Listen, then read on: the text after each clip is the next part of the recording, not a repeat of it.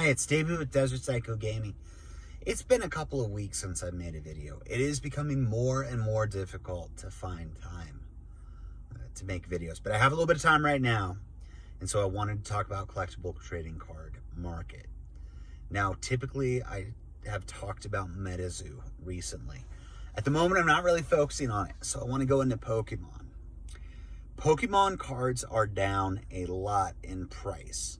And I'm talking about across the board, from singles to graded to sealed product. Even the newer sealed products are coming out at lower prices than what they were previously. And there could be a ton of different reasons for that. But for me personally, and that's all this isn't investment advice. This isn't me telling anybody what they should do. I'm just speaking from my own experience. For me personally right now, it is becoming way more difficult to do what I do.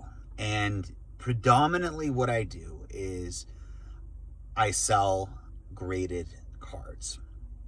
So when the market is in a position like this, it becomes an utter tightrope walk between balancing risk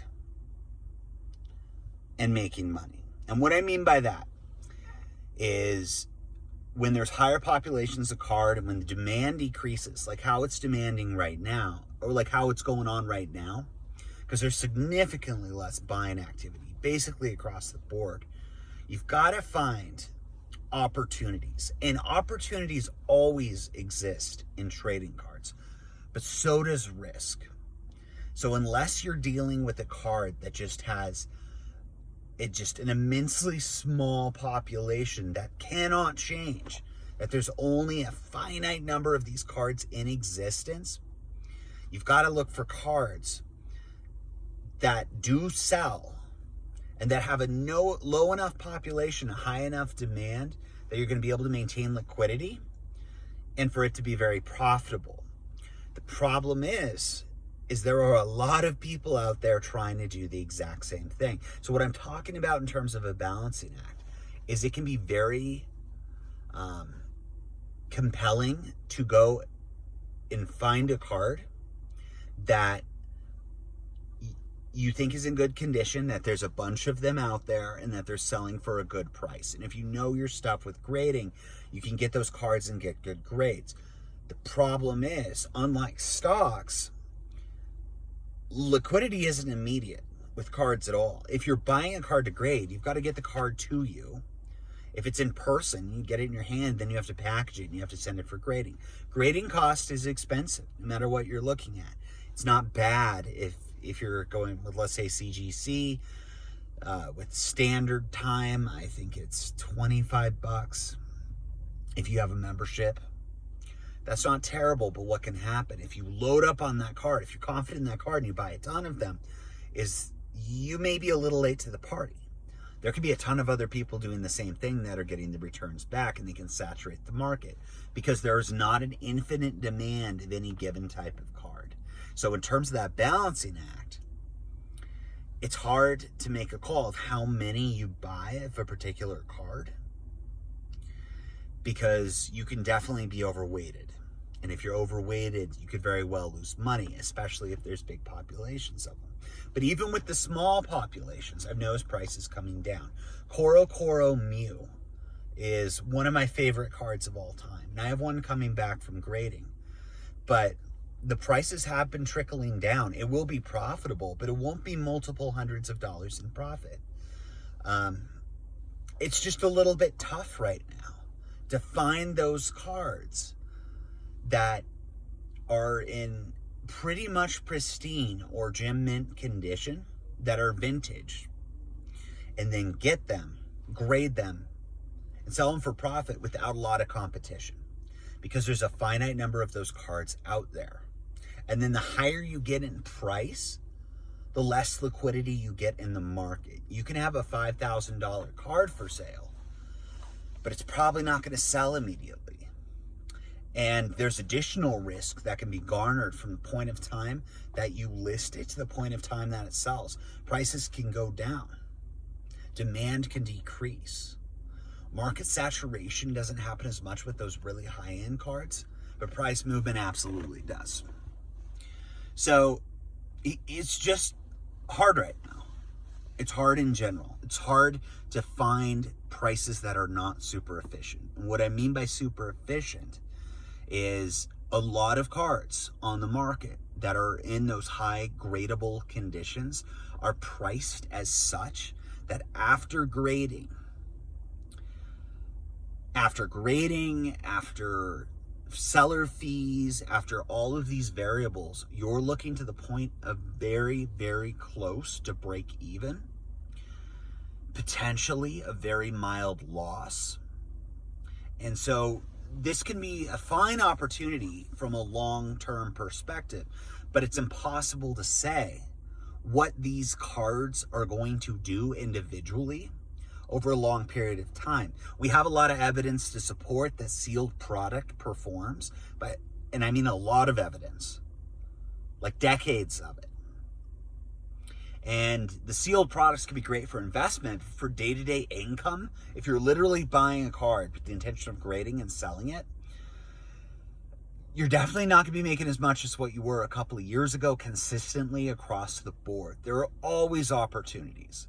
And there's always opportunities to get a really nice return and accommodate a need for the market and the collector, the whoever it may be, the end user, because there's always an end user to cards. It may trade hands several times before it ends up in somebody's collection, and then it could stay there for a very, very long time.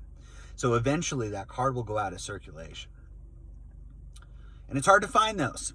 It's hard to find those cards that are just solid, that you're going to kill it on. And when you do find it, it's not easy to repeat. It takes a lot of time.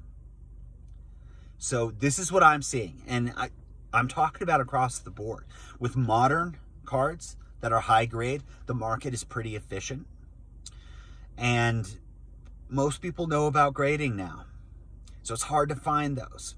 There's additional risk with modern too, because there's going to be a bunch of reprints coming out next month.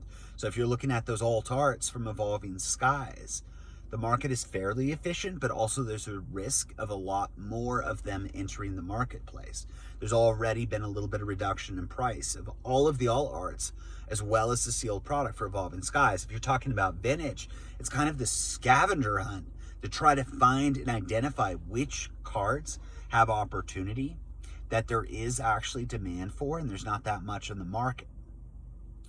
They're there, but it's hard if you're working a full-time job and you have a family to carve out the time necessary to do it now. And it wasn't that way a handful of months ago. But like I've been saying, there's always opportunity in trading cards. There always is. There's always opportunity for big wins if you're capitalized and willing to spend some cash on it, or even if you're not and you have time to commit and sacrifice to go hunting for these cards. They are there. Personally, for me, like I said, I work a full-time job separately. I have a family. I have other responsibilities. I have multiple card online stores, and I don't sell sealed products. So I focus on singles of vintage Magic. You know, we're talking Alpha, Beta, Arabian Nights, all the way up through 2003, like Torment, and Pokemon, graded Pokemon cards. I'm going to be getting more into graded Magic. I have some summer coming back. And depending on how that does, I may buy a lot more summer Magic. I'm a little surprised that the prices aren't higher on that. Maybe I'm missing something. Maybe it's a demand issue. Maybe there's more of it than what I think. But I feel like Summer Magic's opportunity. There's a lot of reserve list cards that are opportunity, but it's very, very hard to find in good, really solid condition.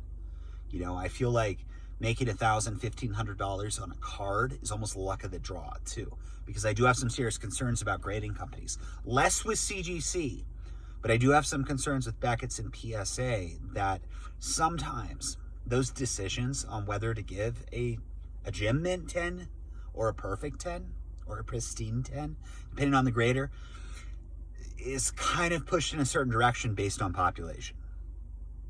I don't know if that's true or not, but I feel like it is sometimes. If there's too too many of a specific grade, I feel like sometimes it'll get shuffled in different directions.